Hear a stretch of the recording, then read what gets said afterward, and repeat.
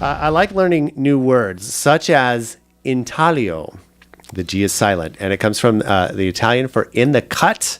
It is a certain type of woodworking art piece of artwork and a way of doing things that is really super cool.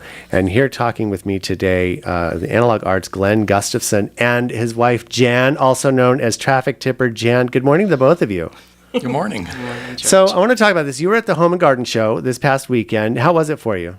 Oh, it was interesting. The parrots loved it. The parrots loved it. Yeah. And that's the one thing. You didn't bring the parrot with you today, but your bio shows a parrot there with you. What's the parrot's name? That's Domingo. Domingo. How many do you have? We have 3 parrots and a cockatiel. Oh, so bird people then. And a dog. Very nice. But I want to talk a little bit. We got the parrots out of the way, and Traffic Tipper Jan, of course, but we also want to talk a little bit about your artwork and what you do, because intaglio is it looks like one of the art forms that you actually practice. So tell me a little bit about your background and how, I know we've talked a little bit about your cinematography work and your special effects, but as far as the art goes, what draws you and kind of you find strength in that outside of your other creative talents? Yeah, that's my thing. The special effects is the way I support my studio.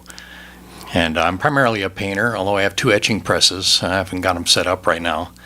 And I like to paint fairly large, so I have a studio in Glendale, and I'm looking for space up here so I don't have to drive so far. Now, when you talk about large, what's large to you? 6 by 8 feet. Okay. In that range. And is this something? Obviously, you have an arts background. Have you been painting all your life, or is this a more recent phenomenon? My grandmother painted, and my dad taught me to talk by drawing pictures for me. He was a professional photographer, and I went to Berkeley to study with one of the Bay Area figurative founders, Elmer Bischoff, and used to hang out with him and Richard Diebenkorn in his Shattuck studio. So I'm more influenced by the surface and the quality of the paint. And I was doing figurative art when it was not popular. And now it is. So can we talk a little bit about intaglio, because this is kind of an interesting thing for me. It looks like maybe I'd let you explain it better than me. Intaglio is an Italian word meaning in the cut, and unlike a wood cut, it's the low parts that print, and it's usually done with a metal plate, either zinc or copper.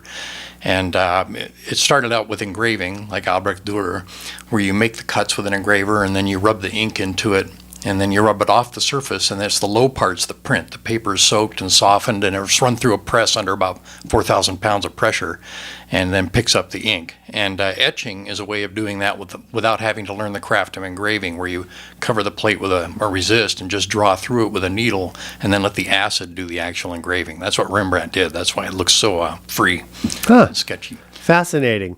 Getting around schooling, I always like that. But let's talk a little bit about your art. You talked about figurative. First of all, what's your medium now? Well, I've been trying acrylic, but it still flattens out. They told me the brush strokes don't disappear, but it still becomes kind of a poster after you paint it. So I'm returning to oil, and I like a more impasto. If you look at Diebenkorn and Bischoff's surfaces, there's a lot of shimmering in the brushwork. And that's what I like. I like a rich image. Now, when we're talking about your artwork, is it on display anywhere? Do you have any exhibits going on or about to put anything on in the place where you can see your work? No, I have a piece in a collection at the Morrison Library at Berkeley, and I'm working on a body of work now because I've been, over the past few years, kind of living out of a suitcase working in New Zealand and Australia because of my effects work.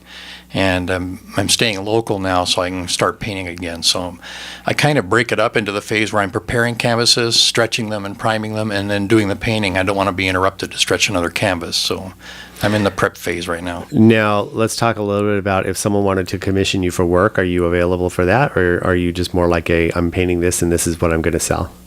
I am available, but I don't really. I'm not really looking for it. Okay. And it's interesting. If you're thinking about what sells when you go into the studio, you've already lost. So, but I would love to do. I would love to do more commissioned portraits because they interest me. Well, I like that you're a true artist, and especially in the medium there. So, moving up to Santa Clarita, what's the future for Glen Gustafson? As far as your studio, if you can get one up here so you don't have to drive so far to Glendale. Well, for me, I need kind of a rough space, and most of the space up here is finished out, like office or a medical space. And the warehouse I'm in, has kind of rough brick walls and a concrete floor. And if you get when you're painting, your brush moves almost like a concert violinist, and you'll get paint on the wall. Yes. So it can't be a nice carpeted space. So, Right. So I'm looking basically for a barn. There we go. Perfect. If there are any barn owners out there, Glen Gustafson, is there a way that someone can contact you if they have questions about your art? Yeah, they could email me at glen@analog-arts.com.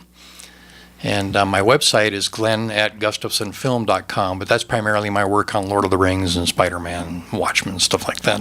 But you're trying to stay more local and not travel all over the places at the... Yeah, I'm working in television now, and the great thing about that is they need the quick turnaround. The clients come to us in Sherman Oaks, and that's nice. Yeah, we're able to kind of stay and have more stability. That's nice. A little bit of a commute to Sherman Oaks, but not too bad. No. Glenn, and now let me ask you really quickly. You had a booth at the KHTS Home and Garden Show. What were visitors treated to when they came up to you? Etchings and a couple of paintings. The last painting I did in acrylic was a giant manta ray at night. It was supposed to be more abstract, but my wife and I went to Hawaii. We're scuba divers, and we had kind of a moving experience where you sit on the bottom with a light, and the krill gathers in the light, and the manta ray comes and feeds off the light. And it was like being in a gigantic cathedral without walls. So I was trying to capture that magical feeling. Well, fascinating. We're hoping to see your next display whenever you have it. Keep us posted on that. If you got something going on either in the artwork around town, or if there's another event that you've got, let us know. I'd like to go see your work. All right. Glen Gustafson, Analog Arts, thank you very much. Analog-arts.com. Your site will be up, maybe showing some stuff pretty soon. I think you're in the process of that, right? Right. Okay. And Jan, a.k.a. Traffic Tipper Jan, pleasure to meet you guys. Absolute pleasure. Thanks so much for stopping by. Thank you, George. You bet.